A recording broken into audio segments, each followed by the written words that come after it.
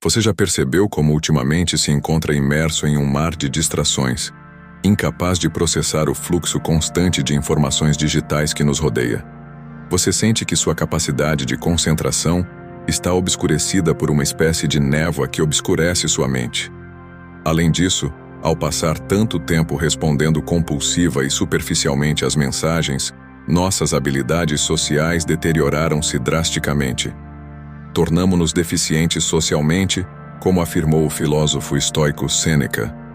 Falar muito e sem restrições é sinal de tolice, porque se as coisas fossem bem ditas, seriam abordadas apenas uma vez. Alguns usam a palavra como escudo para esconder suas inseguranças, enquanto outros se arrependem do que disseram momentos depois de compartilhá-lo.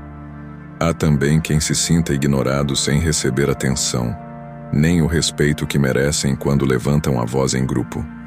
Nesse sentido, lembra-nos o estoico Epicteto: tenha em mente que o que você não sabe é muito mais do que o que você sabe. Abordar estes dois problemas separadamente seria um desafio por si só, mas graças à filosofia estoica existe uma grande solução que aborda ambos os problemas simultaneamente.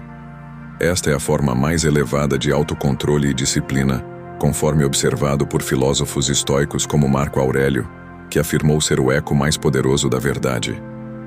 Há alguns meses, oprimido pelo barulho constante, decidi embarcar num retiro silencioso de 7 dias. Foi uma experiência que transformou radicalmente a minha forma de viver. Durante esse tempo, continuei com minhas atividades diárias habituais. Fui trabalhar, pratiquei esportes, fiz compras e assim por diante. Tudo isso sem dizer uma palavra, ou pelo menos tentei com humildade. No vídeo de hoje gostaria de compartilhar com vocês minha experiência de nada mais e nada menos que uma semana de completo silêncio, e que, junto com as reflexões de filósofos estoicos e grandes pensadores, destacou de forma marcante a grande importância do silêncio e como algo tão simples como abster-se de falar pode transformar nossas vidas. Mas antes de o conteúdo começar, ficaria extremamente grato se você pudesse ajudar. Assim você me ajuda a alcançar mais pessoas com essa filosofia. Se não quiser perder nenhum vídeo, inscreva-se e ative o sininho. Vamos começar pelo primeiro, o uso do silêncio, que é justamente o silêncio, a ferramenta perfeita para melhorar as nossas relações sociais. Como afirmou Sêneca, ouça muito e fale pouco. Não tenha pressa em dar suas próprias opiniões, e desconsiderando os dos outros, a natureza, o universo e a própria vida, nos deram 2 ouvidos e uma boca. Leonardo da Vinci nos legou uma sabedoria atemporal: aprenda a ouvir e a falar menos, ou, em outras palavras, deveríamos gastar mais tempo e esforço ouvindo os outros do que falando nós mesmos. Isto implica que, prestando muita atenção ao que os outros dizem, podemos compreender melhor os seus pensamentos, sentimentos e perspectivas. Então você certamente já ouviu esse ditado muitas vezes: você é dono do que cala e escravo do que diz. Assim como as ostras se abrem sob a lua cheia, revelando seu interior ao caranguejo. Quem fala excessivamente se expõe colocando-se nas mãos de quem ouve. É um destino comum para quem não guarda o precioso dom do silêncio. Nas negociações, ele é uma chave mestra, como nos disse Sêneca. Nada ensina tanto quanto ele.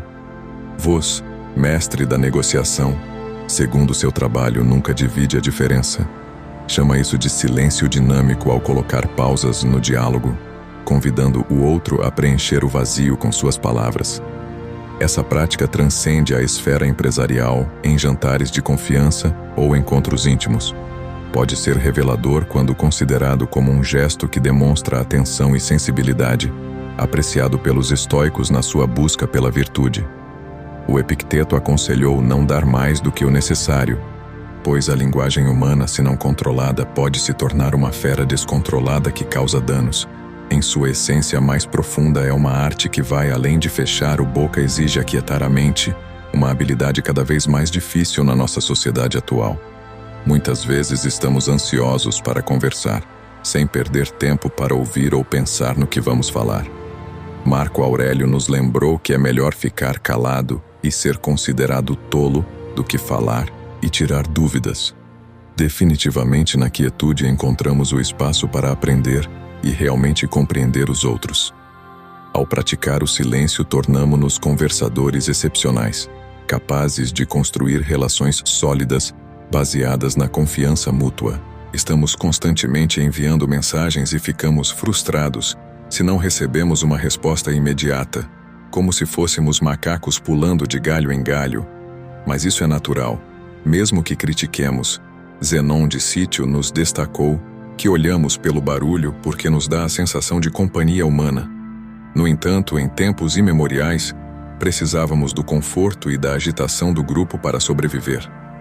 Hoje em dia estamos mais sobrecarregados do que nunca pelo ruído, atingindo a nossa saturação mental. Uma citação brilhante de Sêneca ilustrou-nos que o homem mais infeliz é aquele cuja plenitude de consciência reside de alguma forma fora dele. Este é um sintoma da sociedade doente em que operamos. Desde o primeiro momento do dia, acordamos em busca de impulsos, estímulos externos, como se estivéssemos tentando preencher e satisfazer um vazio em nosso ser. Imagine o quão desumanizante e desanimadora é a imagem que temos hoje. Sabe ao que me refiro? A primeira coisa que fazemos ao acordar é pegar o celular e olhar as redes sociais doentias e acompanhar as histórias dos outros sem sequer nos olharmos no espelho. Sem dúvida, isso está ficando fora de controle. A culpa não é nossa. Somos continuamente bombardeados por informações, mensagens, propagandas, notificações e estímulos digitais. Encontramo-nos imersos numa crise de imediatismo. Substituímos a profundidade de escrever uma carta ao nosso ente querido, o calor de ligar para o nosso melhor amigo e a coragem de abordar alguém na biblioteca, no metrô ou em um restaurante. Tudo isso foi substituído pela correria de deslizar perfis e enviar mensagens compulsivas, superficiais e sem sentido. Como disse Sêneca, a vida é muito curta e a tarefa da vida é estendê-la. A vida não se prolonga adicionando anos, mas ao fazer valer cada dia, tudo parece ter perdido o sentido, e por isso aconselho vivamente que não façam parte desta dinâmica desumanizadora que inclui todo o elenco das malditas e tóxicas redes sociais. Nos consideramos seres vazios e completamente absorvidos, sem energia, sem núcleo, sem alma, sem nada, e que todos os dias que acordamos vamos em busca de algo externo, como se dependêssemos de algo que não podemos controlar. E isso é muito triste, para não dizer deprimente. Deixamos de olhar para fora para cultivar o interior. Paramos de falar para ouvir e aprender. Paramos de participar para contemplar, ver e observar. É isso que nos dá o tal como te prometi.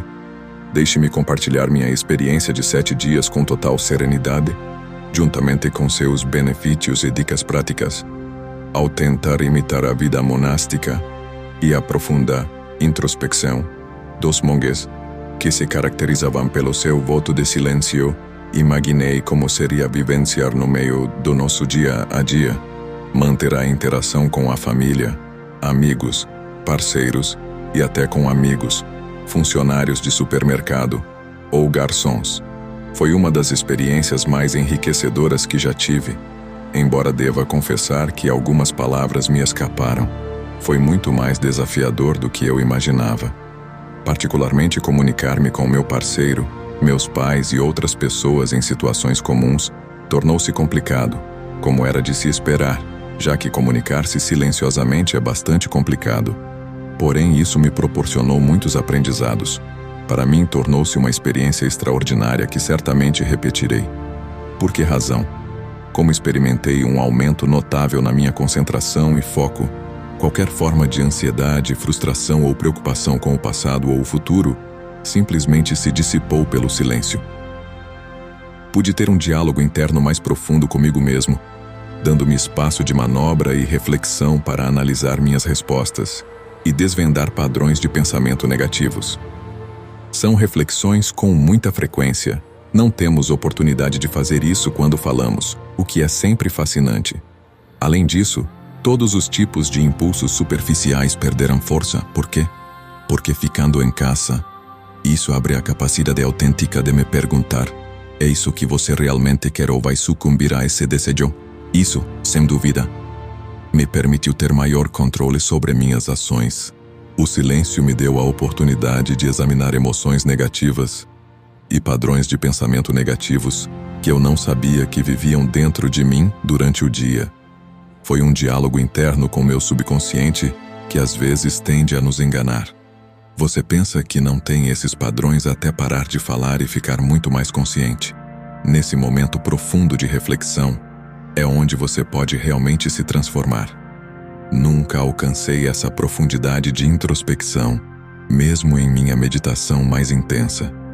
Como nos disse Sêneca, a vida sem reflexão não vale a pena ser vivida. Acabou sendo uma experiência incrível e extremamente enriquecedora, algo que também vai acontecer com você. Fiquei surpreso com a frequência com que as pessoas falavam simplesmente para preencher o silêncio, esquecendo-se dos valiosos conselhos de Epicteto. Temos 2 ouvidos e uma boca, então podemos ouvir mais e falar menos.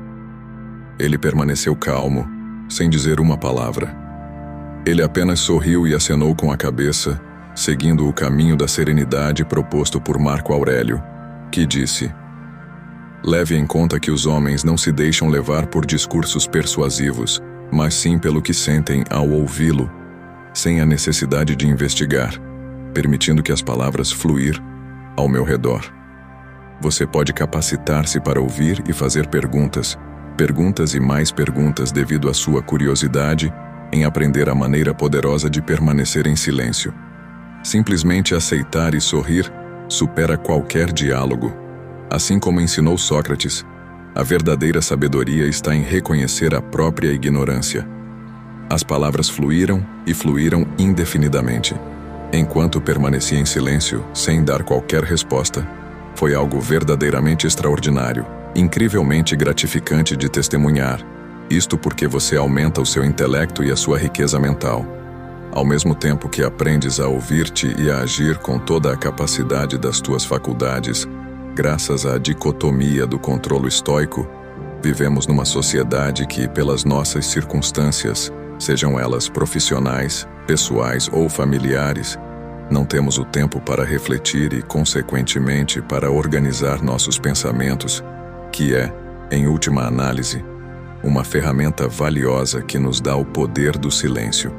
Algo curioso, mas verdadeiro, é que você não perceberá que dificilmente terá que usar notas ou aplicativos móveis para anotar pequenas notas que você esqueceu anteriormente. Então sua clareza mental será significativamente aumentada.